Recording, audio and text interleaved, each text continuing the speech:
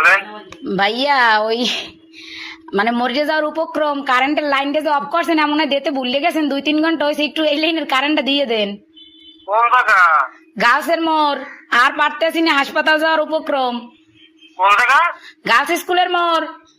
গাছি স্কুলের মোড়। হ ভাই, 2.5 ঘন্টা ধরে বই রয়েছি, আর পারতেছি না, দেন দি ভুলে মনে হয় আর শুই ছুটিতে মন নাই আম্মে গো। হ্যাঁ হয় একটু আল্লাহর হস্তে কারেন্টটা দেন আম্মে গো, আল্লাহরও কিরিয়া, মরিয়ে গেলে আম্মে দাবি থাকবেন।